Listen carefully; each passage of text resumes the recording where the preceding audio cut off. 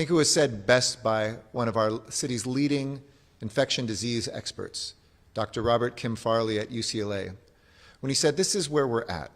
The only way to open up our economy is to do it gradually and to see what happens, and to dial things back if the disease spreads so that our hospitals aren't overwhelmed." It's an imperfect science. There's no perfect way to both open up our economy, to try to preserve people's livelihoods and stem the economic suffering, while at the same time making sure that COVID-19 doesn't get the better of all of us. And that's exactly what's happening today. We've now tested more than 1 million people in Los Angeles County.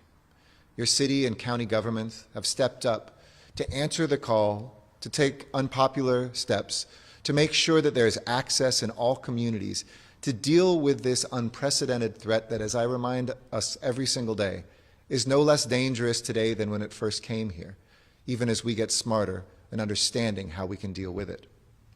But in recent days, the trend is clear. Cases are on the rise. The county recorded 2,002 new infections today, bringing our total to 105,507 diagnosed cases. And 595 of those 2,000 were here in the city of Los Angeles, a little bit under 30%, bringing our city of Los Angeles total count to 45,746. Hospitalizations are climbing.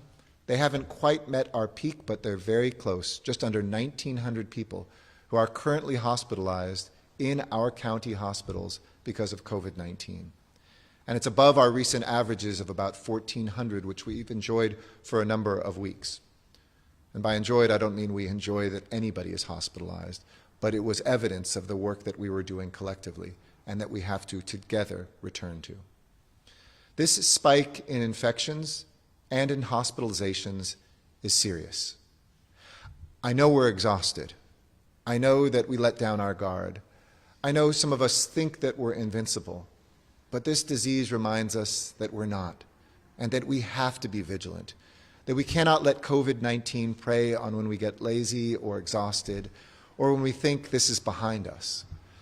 We took this seriously in March. We took this seriously in April. We took this seriously in May when we sacrificed and we stayed at home. We stayed safer in our homes. We saved thousands and thousands and thousands of lives. That's something worth celebrating. And we need to show that same commitment right now to flatten the curve once again.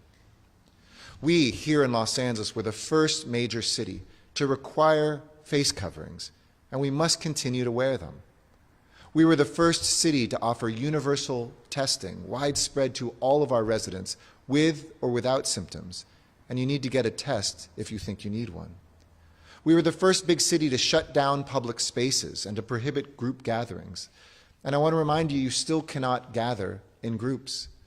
Whether you think you can get together to celebrate something like a birthday with folks who are not in your household, even if you know them or related to them, that is still prohibited. Gatherings and getting together with anybody, except for those you live with, will help spread the virus. And that's why businesses and places where people gather are closing or must operate differently. We're in a dangerous moment, and it requires all of us to take control of our collective future. We are powerful, and you are powerful when you make the right decisions based on the public health advice that we are told every single day by our public health professionals. We need to not let our guard down, Angelenos. We must also make sure that we implement temporary measures to bring these rising numbers back down. Earlier this week, Governor Newsom announced that bars would be closing in a number of counties, including Los Angeles County. And the county closed beaches, piers, and beach bike paths over the July 4th weekend, beginning on Friday, July 3rd, through Monday, July 6th. I spoke with Governor Newsom this morning, and I told him that I support regional action across cities and counties, because we are really one metro area here in Southern California. It's so confusing for our public when certain places have things open and other ones have them closed. And from a public health perspective, this works best when we're all playing by the same rules. I also told the governor that I support his I know difficult decision to close indoor dining at restaurants for at least 3 weeks. This is a painful decision, I know, especially for our restaurateurs, but it's a necessary one. And restaurants are absolutely not closing. They have never closed during this entire crisis. They can continue to offer takeout, pickup, delivery, drive-through, and outdoor dining now.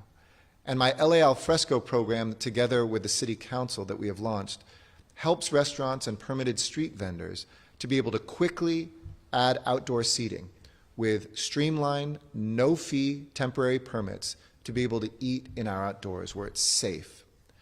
So far, on our sidewalks, our private parking lots, and portions of our city streets, we've seen 560 of our restaurants receive these outdoor dining permits.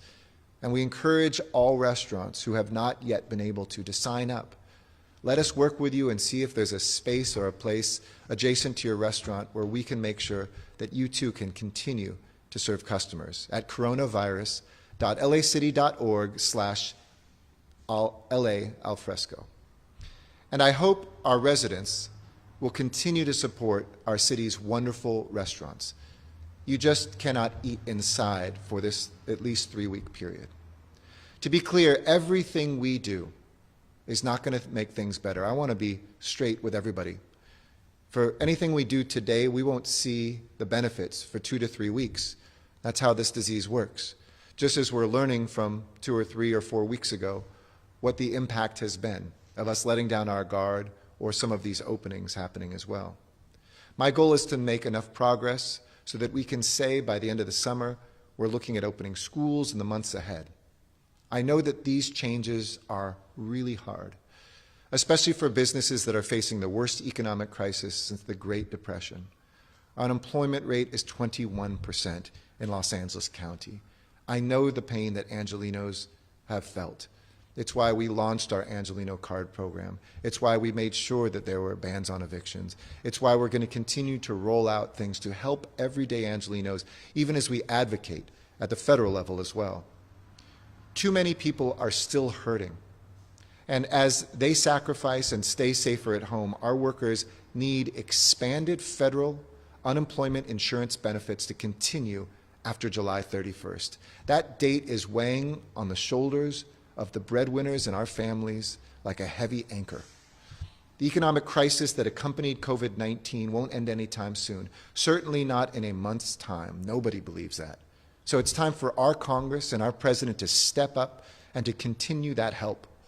These are Americans, and I'd want to remind, whether they are immigrants or not, everybody who contributes to America's prosperity and our safety deserves help, and I hope that this time we will not discriminate against anyone, whether it's an immigrant, the spouse of an immigrant, a child of an immigrant.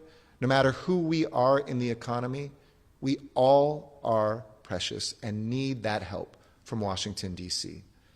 And so I'm calling on Congress to ensure that this emergency lifeline remains in place, and that legislation introduced today by Senate Minority Leader Chuck Schumer and Senator Ron Wyden of Oregon would do just that. And while we don't know what tomorrow's jobs report will say, we know that there are millions and millions of Americans who are not working, and for many who are still working, their hours have been greatly reduced. Expanded federal unemployment insurance benefits must be a core part of a coronavirus relief package that Congress negotiates this month, and they must help states and local government as well. The House of Representatives has already passed the HEROES Act. It's time for the Senate to step up and do the same, to preserve jobs, to help our economy, and to ensure critical city services delivered by frontline workers who are helping save lives today are not endangered by Washington's intransigence. I want you to know that together with the state and the county, we are continually assessing where the virus is going, that the pain points in our reopening, and that we are guiding, that those pain points are guiding our decisions about what we do moving forward, how we change course or what we reopen. So let me make it clear, absolutely crystal clear, to any business refusing to go by operating guidelines. And I said this 2 nights ago. After 3 weekends, we saw half of restaurants, for instance, not complying with the most basic rules that are not optional. It's not a menu. They are mandatory. You need to comply with all regulations.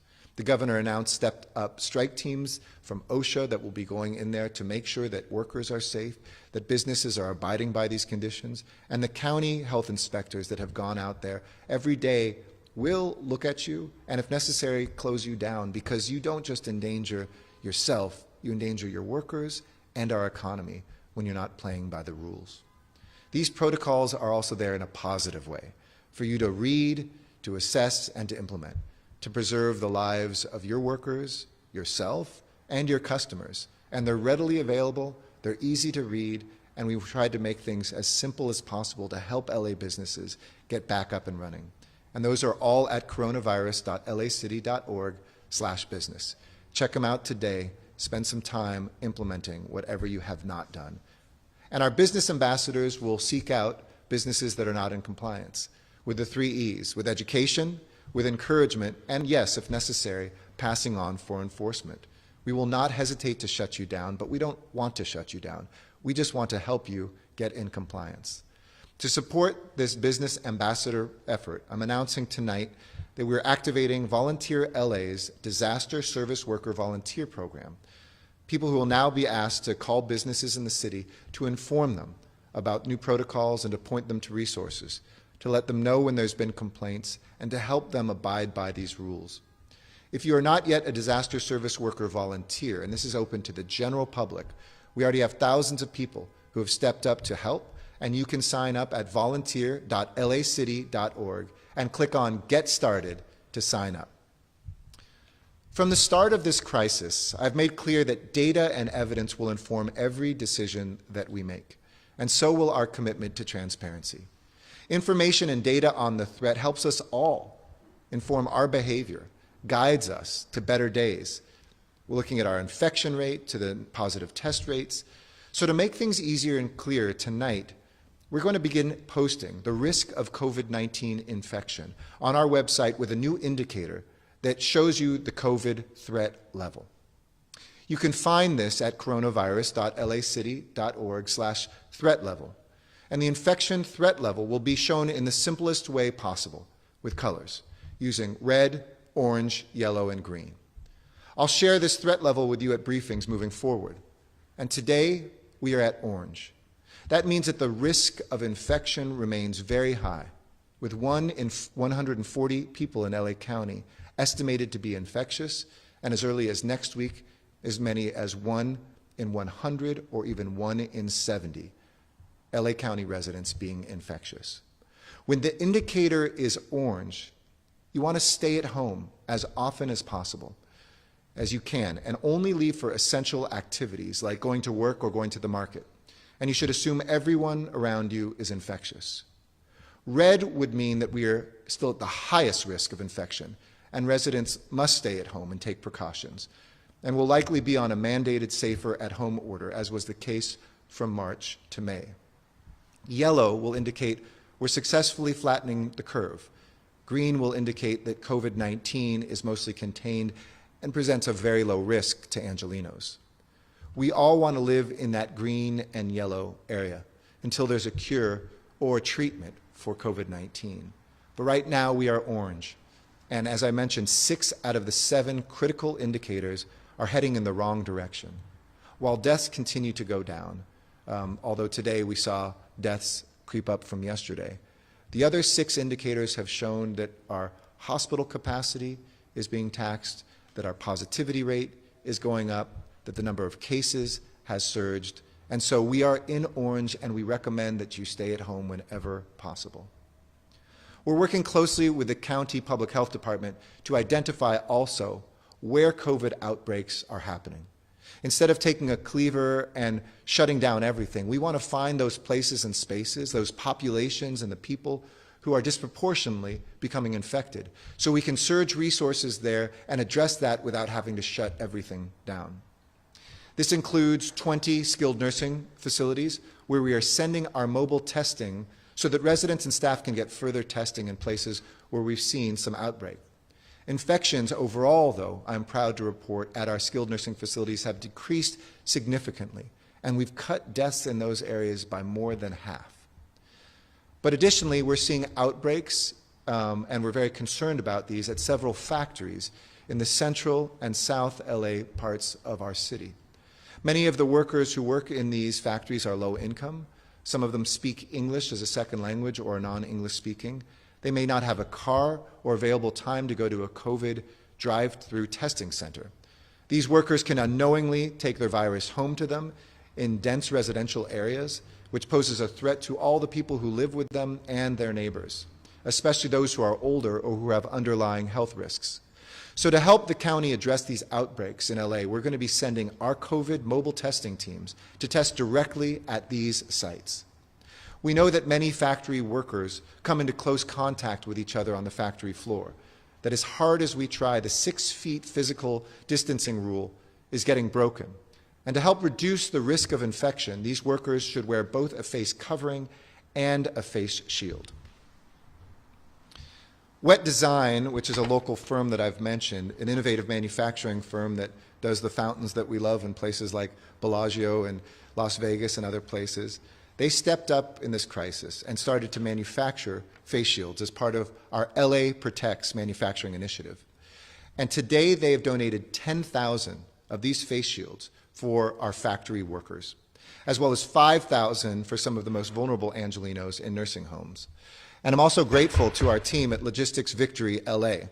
Utilizing a donation from Harbor Freight, Logistics Victory is able to immediately give 9,000 face shields to our factory workers at no charge. We're going to roll these out to make sure our workers are protected, that their families are protected, and that our city is protected as well. So if you're a manufacturer or you work at a nursing home in the city of LA or you operate one of these facilities, please go to laprotects.org to let us know that you need face shields, and we'll get them to you. And anyone can go to laprotects.org to secure supplies as well. These are still very tough times for Angelenos. I wish I could just come and say things are always getting better, but they won't always. We'll have to learn and quickly change. We'll need to sometimes ramp things up and sometimes ramp them down. But I want to thank all my colleagues who are doing everything that we can to lessen the load on LA residents, to make sure our fines and fees are reduced in these times, to make sure that we roll out programs like our rental assistance programs, $100 million for low-income Angelenos and their landlords that will roll out in the next couple weeks. I thank our City Council, I thank our Board of Supervisors, and my fellow mayors and council members in our neighboring cities for doing the right thing to step up and to help mitigate the impact of this unprecedented crisis. I know with August just around the corner, a lot of people ask me and fellow parents what's going to be happening with schools in the Southland. Will kids be able to return to classrooms in this fall? Will they be safe on campuses? Are we going to find ourselves unable to go back to work? Because for so many adults, if our children are not in school, we can't imagine being at work, and our children are going to need us to help them with their studies at home. That's a decision that's not just up to our school districts, who I know are working hard to prepare for, if the numbers are good, being able to open. It's also up to each one of us. If we are able to dial back the infections, we can see our schools open up in the fall. But if we don't keep protecting ourselves and our families, schools may not be able to open. So we need to make progress now. We need to make a commitment, a recommitment now, to bending this curve and doing the right thing, making the right decisions even when they're painful, even when we're sick of being at home, even when we want to see each other. We know that's when this disease thrives. So it's up to us and our decisions. To young people, I remind you, you're not immune. It is not a time to get together and to party with folks who are not in your household. To the young people that are abiding by the rules, thank you. To seniors and those with compromised immune systems, you need to stay at home for sure in these 2 weeks and go out only when you absolutely have to. The 4 things I've said: be respectful and wear a mask and or a face shield. Be responsible. Maintain your physical distance. Be safe. Clean surfaces and wash your hands. And be proactive. Make sure that you're getting a test if you need one. To reiterate, everyone should know about the testing options that they have. You can go to coronavirus.lacity.org/testing. Of course, over the weekends and with the holidays, they won't all be open, but we're working with volunteers and making sure that there are tests throughout the rest of this week and beginning after the holiday next week. And everyone should be responsive. If you get a call from LA County Public Health, from a contact tracing team that appears on your phone as LA Public Health, please answer. And if you're away from your phone, please call them back. And please be honest. We're seeing anecdotal evidence where people are saying, oh, I was only in contact with 1 or 2 people. Maybe a factory worker who's worried that saying everybody else's names is going to get her in trouble.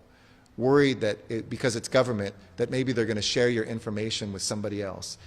All of that is false. Nobody will ask you about your immigration status.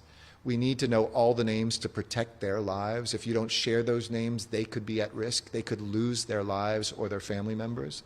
And so help us make sure we can track and trace where this disease is living here in Los Angeles. And everyone should be wearing your face covering. I'm not asking you, I'm telling you. If there's no mask, there should be no service. In any of the places where we shop, where we work, if you're in contact with another person, wear that mask as a way of saying, I care about you. That you care about that frontline worker who's still going to a grocery store today when 1 out of 140 people that steps in there is infectious.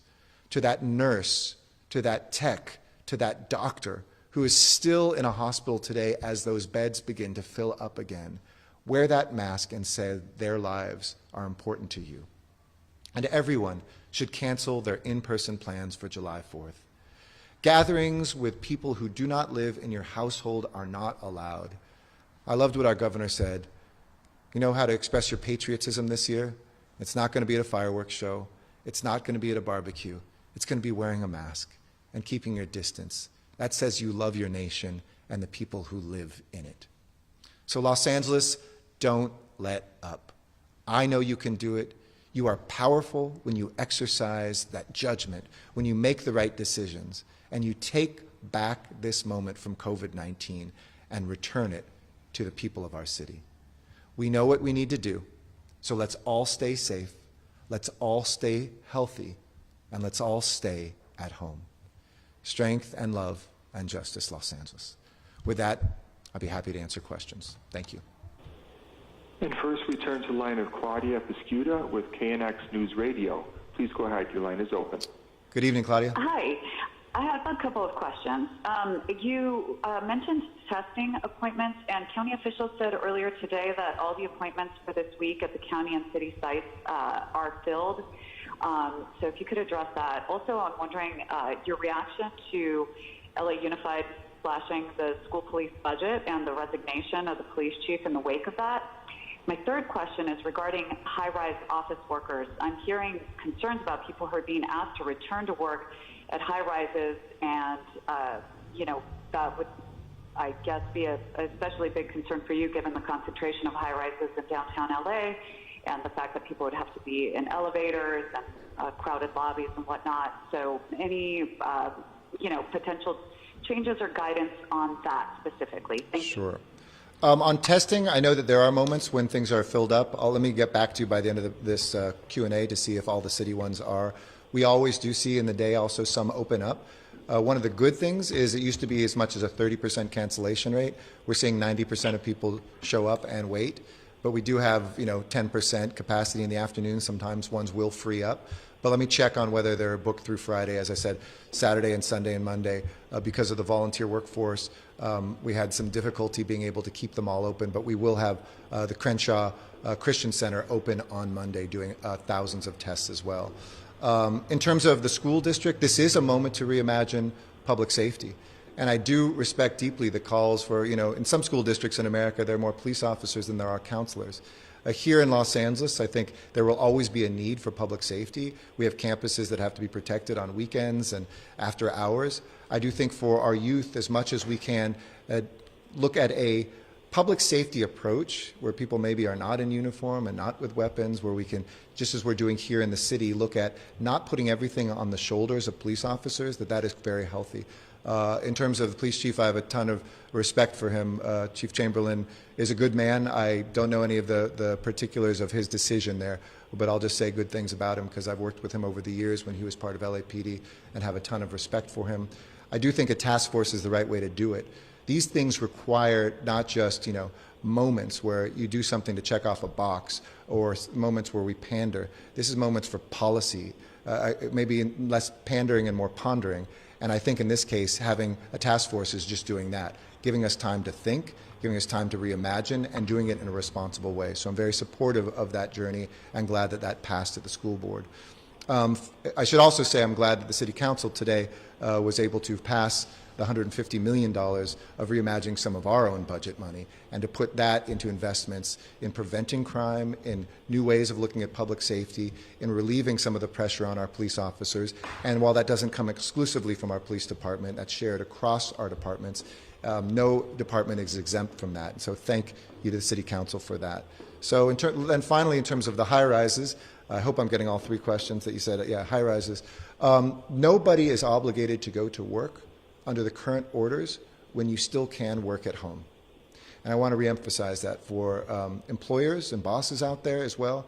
And it is the public health advice that if people can still telecommute, they should telecommute. So, in terms of people being forced back in high-rises, I know that there's been tremendous and good work done by our building owners in terms of the elevator protocols, cleaning. I'm confident in what they've done. But I do want to remind employers that employees are not obligated to return to work if they still can telecommute, and that we should, especially in this time period of these next 2 to 3 weeks, make sure that that is the policy. We're adding Monday appointments, I'm told, as well, in about 5 minutes, so those should be opening up. So let people know that over the long weekend there will be ones available on Monday, but I guess right now it is booked through Friday. As I mentioned, you can always check back in the afternoon. Sometimes there's ones that free up. Thanks, Claudia. Next question. Or questions? And next we turn to the line of Joel Pollack with Breitbart News. Please go ahead. Hey, Joel, how you doing? Hi, Mayor. On some of the earlier calls, you warned people that there was still a risk if they went out to the George Floyd protests. And I'm wondering, first of all, if you think that those protests with the tens of thousands of people had some effect on the spike. And then secondly, there have been a lot of reports in a variety of outlets, local media, that morale in the LAPD is at record low and police officers don't want to show up for work or they want to retire early and they're not sure how they can continue. So I was wondering if you could comment on that. Sure. Let me pick up that one too. I don't think we have to choose between holding police officers accountable and also having a ton of respect for who they are. I know that some people hear that through their ears, get angry with both of those statements, but I'm never going to choose between those two. And I do acknowledge that. I've taken time myself to stop and talk to police officers, to go on some ride-alongs, to tell them that, the future may seem scary, but it shouldn't be. It's something we need to embrace together, that policing always evolves, and that I want to listen to them and their frustrations and apologize for anything that may have been reported or misreported. For instance, I never have said that LAPD officers were killers, but that was something that was put out there. And I said, I just want to say, I'm sorry for the pain you might have received that with, because I did not say that, and I would not say that. I've seen heroic work that our police officers have done. I've also seen behavior that has no place in our department and should, not only in the tactics, but sometimes the culture, be eliminated from our department. You can't run away from either of those things. And I want to lift up who our public safety, our peace officers are, while also asking for all of us to reimagine. There is such a weight on their shoulders right now. We need them to feel good about who they are and what they do, but we need to make sure that that's also not having an impact on people who live here and pay their and my salaries in a negative way. And I think study after study shows across America there's some things we have to fix with that approach, and that should be done together. So I invite them to be at the table. I saw good signs, for instance. I know everybody always pits unions and leaders and activists against each other. We saw our police union take out ads with 2 other police unions in the state embracing important reforms that 2 or 3 years ago would have maybe been unthinkable to hear from a union. There's always a place at the table for anybody who is serious about this work. And to our officers out there, I want them to remember why they became police officers. I go to nearly every single graduation, and I talk to every single recruit as I go down the inspection line. I hear where they're from and how they often grew up here in Los Angeles, or an immigrant who moved here with the dream of becoming a Los Angeles police officer. I know that they have put themselves, their bodies on the line, where they sometimes know that they might not come home to their families, and we need to recognize that. But that's not mutually exclusive from an agenda of making sure policing is reimagined in our country, too. We've done that at other important moments, and we should not shrink away from that, whether it's in our school district or whether it's in our Los Angeles Police Department. So I want to lift that up. In terms of the protests, I talked again with Dr. Ferrer about that this morning. She does think some of the spread did come from our protests. It's not the act of protesting. That's a great and American thing to do no matter what your opinion is, and I will always fight to protect that. But protesting without maintaining physical distancing, without wearing your mask, without having sanitizer, we just have to be smart. We have to use that whether you're at a protest or at your home, whether you're in your workplace, or whether you're out shopping. These rules don't change, that we should be responsible. You know, we should wear a mask or a face covering, or face shield, excuse me, that we should wash our hands and sanitize surfaces, that we should maintain our distance. And yes, I'm glad to see many people being responsible and proactive with getting tests. And I'm glad that we were able to ramp that up to meet that demand. I know it's tough with a holiday weekend, but we were able to meet that demand this week. We'll continue doing that, and we won't rest until we know where this disease is and let people know how they can protect themselves. Thanks for the questions, Joel. Next question, please. Next, we turn to the line of Nick Goldberg with the Los Angeles Times. Hey, Please Nick. go ahead. How are you? Hi, how are you doing today? Good. Good to hear you. Good. I'm wondering, are individuals who violate the mask rules being ticketed by the LAPD, or are those rules being enforced in any other way? And if not, why not? They're not being ticketed. We've gone over this a few times, but let me restate just from a public health advice perspective. This is really on all of us. Even if you gave tickets out, that would not be something that public health professionals recommend is the best way to get compliance. The best way to have compliance is to educate people and to encourage people and then to provide. So, you know, we have had in parks, for instance, we hand out masks. We've had city employees who've gone out with vulnerable populations and made sure folks, for instance, experiencing homelessness who probably couldn't get facial coverings had them. Factory workers who can't afford it, the face shields from today. That is much more bang for buck. I don't want to turn Los Angeles into a police state. I don't want to have people who are worried that suddenly they're going to have a ticket that's going to cost them in a moment of economic downturn, a lot of money. It is important for us to lead on this. Where we do see people blatantly violating or trying to infect somebody or saying that they, not wearing a mask and I have COVID-19, yes, we have had law enforcement engagement with them. But this is on each one of us. I don't think there's, places that have effectively shown fines outside of more authoritarian states are the right way to get compliance. And here in Los Angeles, our numbers have been strong. There's easy ways to always find somebody. There's somebody in a park, there's somebody on a beach, there's somebody who's not wearing masks. But, as we looked in Metro, for instance, we handed out to our customers masks. We have 95% compliance in the latest study that we showed out of LA Metro on our buses and trains. Those seem to be the more responsible way to help people, to educate them, to encourage them. If we see widespread non-use of masks, yes, there could be some enforcement, but again, it should be enforcement that's, hey, can I get you a mask? You're not compliant, not slapping somebody with a ticket. We also want to make sure that that goes straight through for our own employees too. And we don't hold ourselves to we don't hold ourselves immune to that. Whether I know there's folks who said, I saw a police officer who wasn't wearing a mask, I saw a city rec and parks worker who wasn't. It's my expectation that all of us, including city employees, will abide by those laws. Thanks, Nick. Do you want to follow up on that or anything else? Okay. We'll go to the next question then. Thanks. Can I conclude from that you're satisfied with the level of compliance?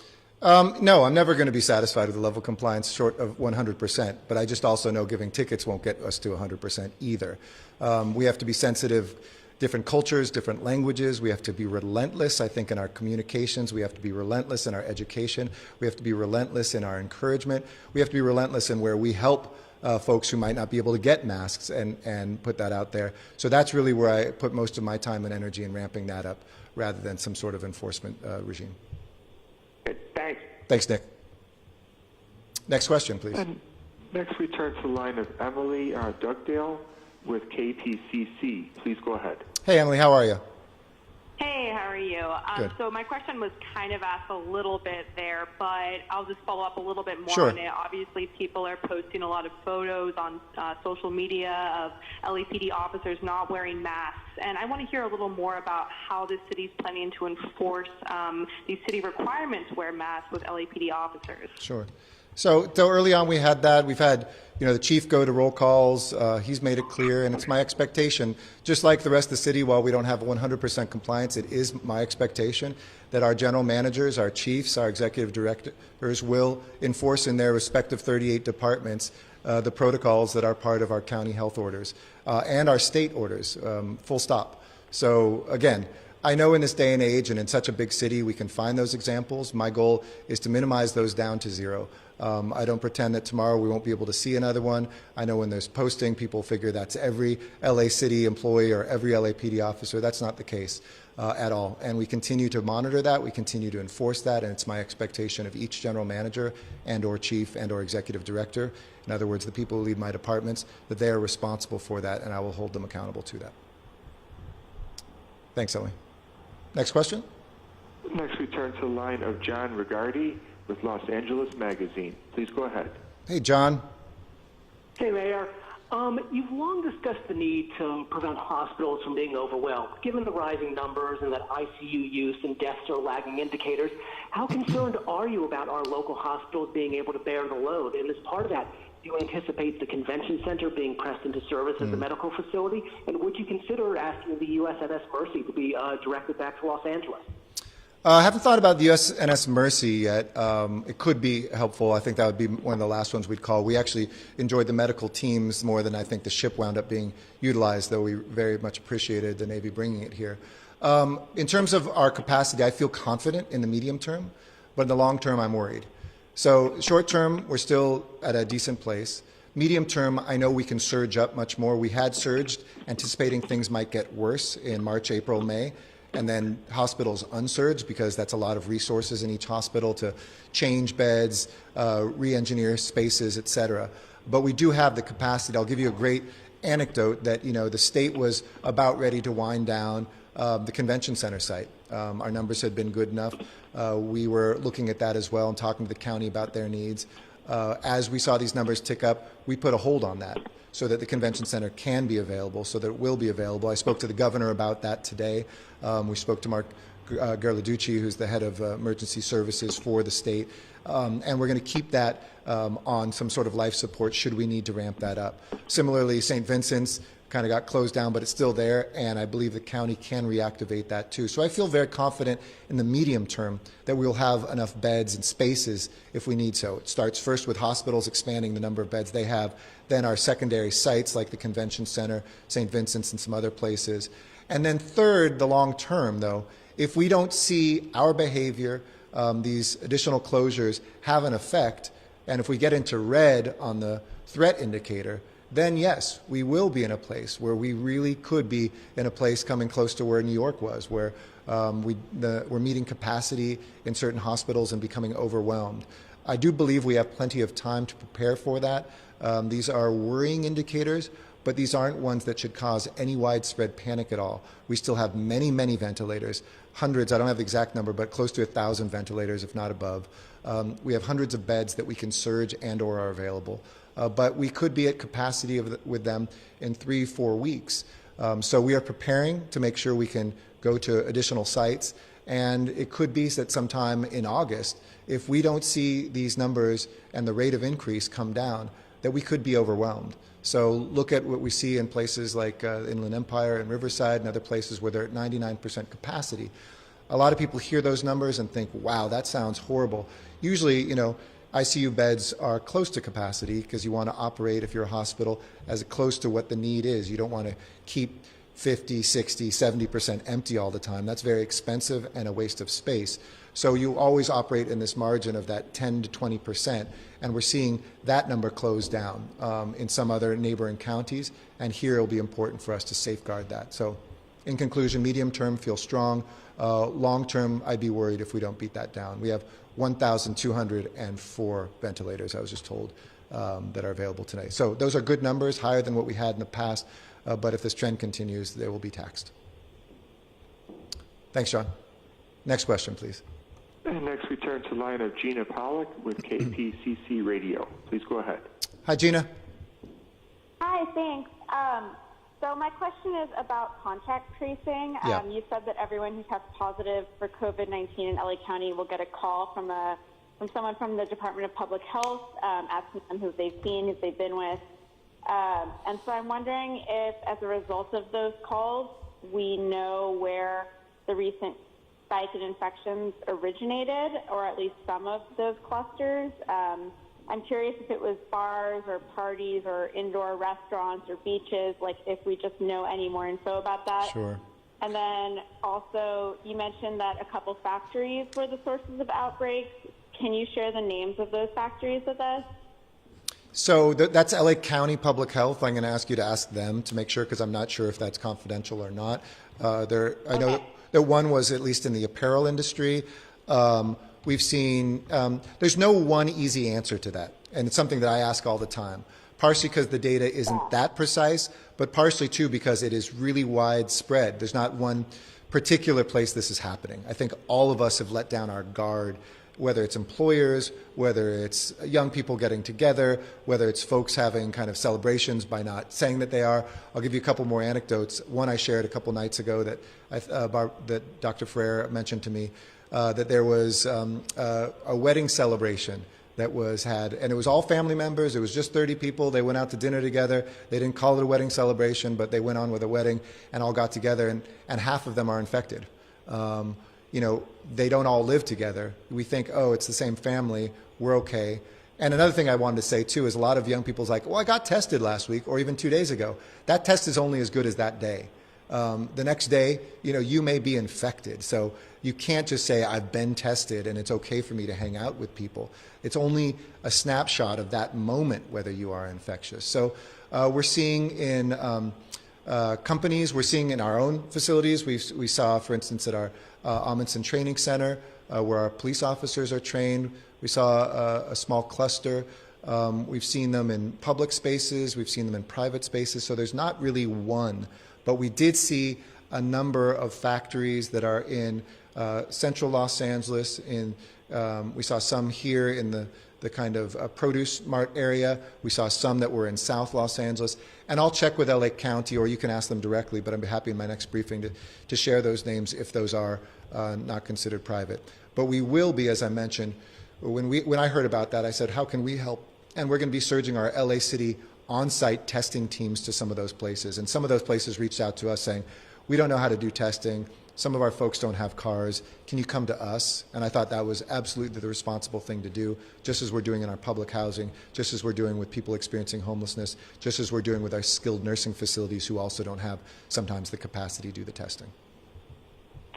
Thanks, Gina. Next question, please. And next we turn to the line of Mary Beth McDade with KTLA. Please go ahead. Hi, Mary Beth. Hi, Mr. Mayor. Two questions. The first is, in light of this deadly spike in COVID cases, what would you say to those planning protests this weekend, and would you recommend that they cancel them and stay home and save lives? That's number one. Number two, how many of these new cases were people who were protesting or had a family member that was out protesting? And are the contact tracers asking this question to COVID-19 positive people? And if not, why are they not asking this question? Let me check. Those are all LA County employees. We have given 300 of our folks who are now being trained to be contact tracers. So I don't know if the specific question is, but they do ask, where have you been? And they do try to connect the pieces of where people have been. I've asked those same questions a lot because I want to get those answers too. And the most conclusive answer I've gotten is Dr. Ferrer does believe with more kind of certitude than just a couple days ago that that was part of the spread. My advice would be the following. Use your discretion. I think it's very difficult for a government person to say, don't exercise your First Amendment rights. So I'm not going to say one way or the other. But if you do go out, socially distance, maintain that distance. And remember, when people are shouting and chanting, that also can be, I'd take more than 6 feet.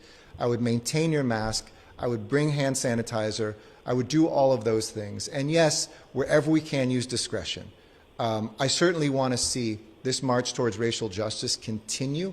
I don't want to see us let up. I don't want to see that disappear. I don't want it to be just a moment in time, because I think the work that we have to do, and not just in public safety, but with banking, with education, with all the racism and discrimination that we have seen in this country for centuries, we have hard work to do, and I think the people's voice is critically important. But you should not be endangering yourself. You should be using your discretion and always be responsible if you are out there. So we do believe there is a connection. We don't believe that everybody has been doing this safely. And wherever you can, please stay at home. Next question, please. And our next question comes from Spanish in the line of Gabriel Huerta with Telemundo. Please go ahead. Hi, Gabriel. Gracias, señor alcalde. La pregunta es, ¿qué medidas adicionales a las ordenadas ya por el Estado y el Condado tomará la ciudad de Los Ángeles para reforzar su lucha contra la pandemia? ¿Y de qué manera se estará supervisando para que estas medidas se cumplan? Gracias. So I'll answer both in English and Spanish, and then I'll give my address also in Spanish. We're taking a number of steps. Some of the measures we take are not necessarily stricter. As I know it always gets confusing, but I'll say it every single time I make a presentation. The state sets the boundaries and sometimes some of the rules, and then counties determine what you can and can't do. Cities are not able to go faster in terms of opening more things up, but we can be sometimes more restrictive. It's my philosophy that even if we are more restrictive in a city, if you're part of a 10 million county, it has no effect when people can go just next door, can go across the street to work out, to eat, etc. So we have to move together. That's why I've been very supportive of the measures put forward to close down our bars, to stop indoor dining, and to make sure that we have closures of things as well along the lines of what we've seen from the governor. I believe that in the next 2 or 3 weeks, we may need to look at more, and I won't be shy about us going further, but I do want to do that hand in hand with other cities. I'm constantly in contact with my fellow mayors in LA County. I'll be talking to all 88 mayors later this week, I think tomorrow. I want to do that in conjunction with neighboring counties because we really are part of one public health zone. And as we've shown in Los Angeles, we won't be afraid to lead, whether it's mandating these for the first time, closing down our public spaces is the first big city in America to do that, whether it's the Safer at Home order or more. But right now we are compliant with the state and the county measures. So they are exactly the same. There's not anything additional in Los Angeles City, and there's nothing weaker as well. So las regulaciones por estas órdenes están en las manos del Estado y el Condado de Los Ángeles. Pero como un alcalde de una de las 88 ciudades en el Condado de Los Ángeles, nosotros podemos tomar pasos adicionales. Ahora tenemos las órdenes que son exactos de los órdenes estatales y del Condado de Los Ángeles, con el cerrado de los bares, los restaurantes interiores, las salas interiores, y también por las medidas, por ejemplo, en las playas en este fin de semana durante la fiesta del Día de Independencia.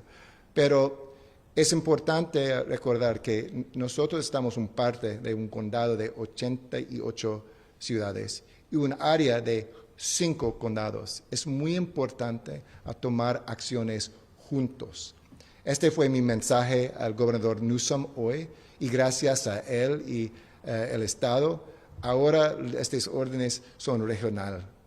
Y es importante tener una región que pueden tomar estos pasos juntos. Y en el futuro espero que nosotros, y si es necesario, pueden tomar pasos adicionales. Pero el poder a cambiar esto está en las manos de la gente de Los Ángeles y el sur de California. Y este es mi mensaje esta noche. Brevemente, yo quiero dar unas palabras en español también. Before I do that, I just want to thank everybody who's tuned in, who follows this in English, and thank you for doing what you can today, tomorrow, over this important holiday weekend.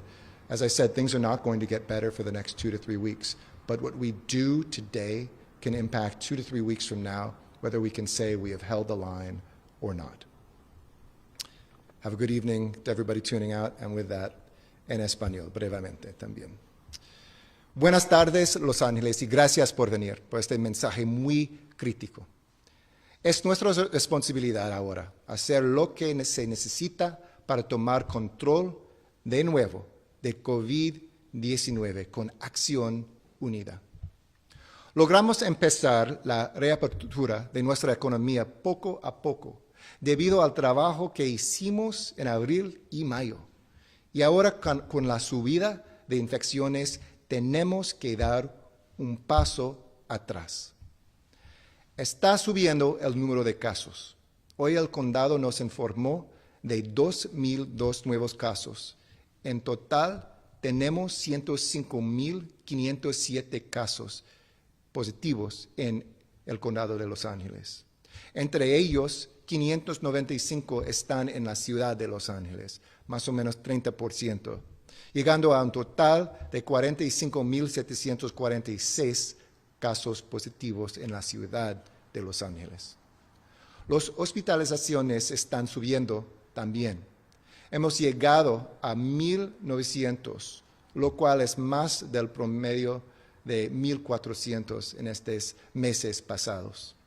En marzo y en abril nos quedamos en casa y salvamos a miles de vidas.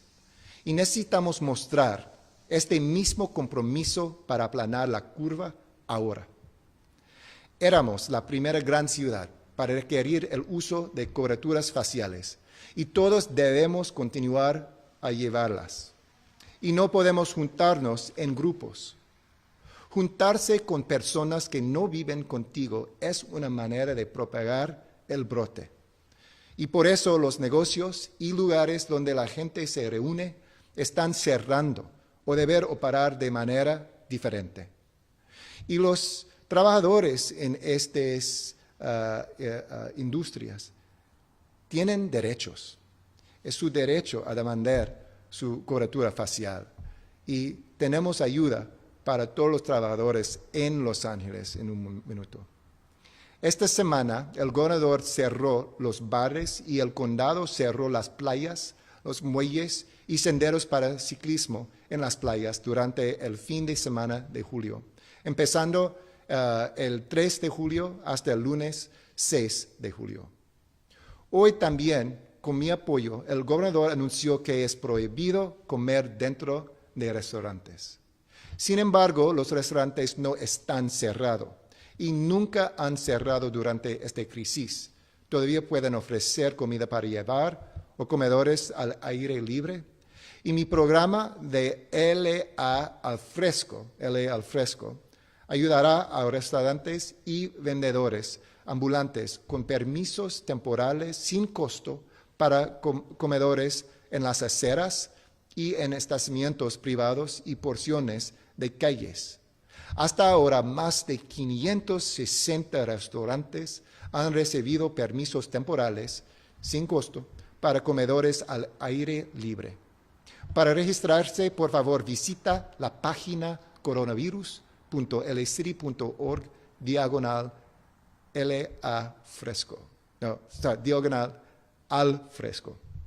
Y espero que nuestros residentes continúen apoyando a nuestros restaurantes. La crisis económica que ya ha llegado con el COVID-19 no se acabará pronto. Y le estoy pidiendo al Congreso que asegure que el apoyo de emergencia continúa y la legislación de los senadores Schumer y Wyden hará eso. Quisiera que sepan que junto con el Estado y el condado estamos siempre monitoreando la propagación del virus y esto guía nuestras decisiones para avanzar. Y para ser muy claro con negocios, tiene que cumplir con todos los reglamentos para reabrir. por sus clientes y también por sus trabajadores. Y todos los protocolos están en la página coronavirus.lacity.org/business para proteger a sus empleados y sus clientes. Nuestro programa de embajadores para negocios estará visitando negocios que no cumplen. Y si están poniendo en riesgo vidas y empleos, no dudaremos en cerrarlos. Además, he activado a nuestro cuerpo de voluntarios para apoyar a este esfuerzo, para llamar a empresas y ayudarles a conocer los protocolos. Para ser voluntario, visita la página volunteer.lacity.org y para inscribirse. Para continuar mi compromiso a la transparencia de datos para ver que está guiando nuestras decisiones, empezando hoy, estaremos publicando el riesgo de infección en nuestra página web, coronavirus.lacity.org/risk. Y esto se hará de manera muy simple, con colores. Hoy estamos en naranja. El riesgo de infección está muy alta con entre 140 personas infectadas en el condado. Y esperamos que en las semanas que vienen esto estará subiendo. Cuando el color está de rojo, deben quedarse en casa y solo salir para actividades esenciales. Anaranjado, estamos en anaranjado, discúlpame, indica que deben tomar precauciones.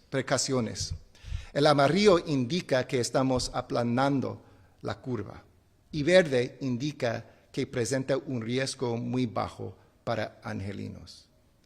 Otra vez, hoy estamos en anaranjado. Y este es muy peligroso. No es rojo, pero este momento demanda nuestras acciones para proteger nuestras familias, nuestras comunidades y nuestra ciudad. Estamos colaborando con el Departamento de Salud Pública del condado para identificar lugares donde la infección se está propagando de manera rápida. Esto incluye 20 instalaciones de enfermería especializada, a donde estamos enviando a nuestros equipos de pruebas móviles para que los residentes y empleados puedan hacerse la prueba. Además, nos preocupan varios sur de Los Ángeles. Varios de estos empleados tienen bajos ingresos y no hablan inglés y quizás no pueden ir en auto a un sitio de pruebas. Para ayudar al condado a enfrentar brotes en fábricas en Los Ángeles, estaremos enviando nuestros equipos de pruebas móviles a estos sitios también, gratis. Y pueden ayudar a estos empleados a proteger sus vidas. Sabemos que muchos de estos trabajadores tienen que estar en contacto cercano con sus colegas y no pueden mantener la sana distancia. Ellos deben de llevar una cobertura facial junto con un protector facial. Wet Design, una compañía aquí en Los Ángeles, ha donado 10,000 unidades de protectores faciales para trabajadores en fábricas y 5,000 para personas en residencias para personas de tercera edad. Visita laprotects.org si eres un empleador o si necesitas protectores faciales. Todos deben hacerse la prueba. Por favor, visita la página coronavirus.lacity.org/testing para más información de las pruebas también y para una cita por su prueba. Todos debemos hacer nuestra parte en esta lucha. Todos. Eso significa cooperando con el programa del condado para localización de contactos, lo cual nos ayudará a identificar personas quienes han estado en contacto con personas infectadas y limitar la propagación en la comunidad. Si alguien de este equipo te llama, aparecerá LA Public Health en su teléfono. Por favor, responde a esta llamada. Es crítica. No son agentes de policía, ni les preguntarás de su estatus migratorio. Solo le preguntarán sobre sus últimos contactos. Y es muy importante a dar a ellos sus contactos, a preservar sus vidas, a proteger sus trabajos. Entonces, amigos, por favor, hagan su parte para mantenerse saludable. Quédense protegidos y, por favor, cuando puedan, quédense en casa. Fuerza y amor, Los Ángeles. Y muy buenas noches. Thank you, everybody.